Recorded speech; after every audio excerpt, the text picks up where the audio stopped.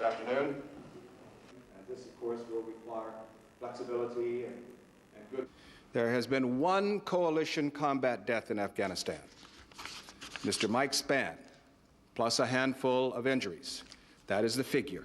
One. Not 16, not 40, not 65, not 200, not 2,000. One. Reports over the weekend that one or more coalition aircraft have been shot down are also not true. The situation will continue to improve. We know that a U.S. citizen who identifies himself as John Walker is reported to be among some 80 survivors of the fighting at Mazar-i-Sharif. And we understand that he has been taken prisoner by the Northern Alliance. And we also understand that he has been treated for injuries and taken into custody by U.S. forces. While I obviously will not be able to address the actions of individual participants, I will simply note he's representing himself as an American citizen. We're checking on that. We'll know that in an hour or so, I expect, for sure. I have no reason to think that he isn't at this stage. Yeah. But it's too, I think, a bit early for us to figure out what to do with it. Some of you will have seen pictures of those apparently injured in villages in Tora Bora or Jalalabad. These are sad pictures of people with real injuries. But it is not the case that these people were targeted as civilians by coalition aircraft. Coalition does everything it can to minimize civilian casualties.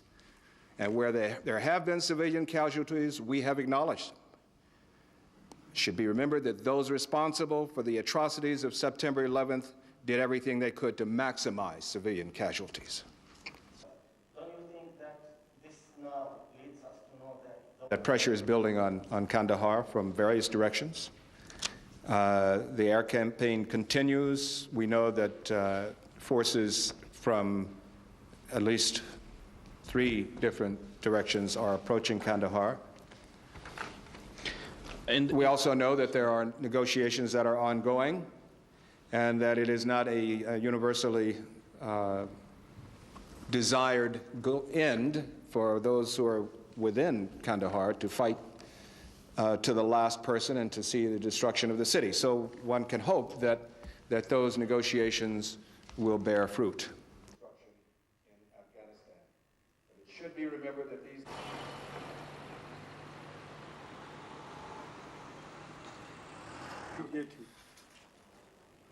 Hello, welcome, Mr. Thank you very much.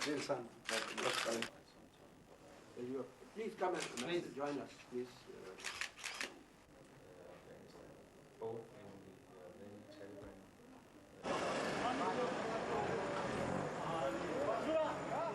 We announced from a long time, declared that Pakistan is our second country. And a lot number of refugees and commanders, many people are living here. I had come with the request of these brothers to see them and to see what is the situation, and also to see the Pakistan authorities to visit them and talk about the Afghanistan issue.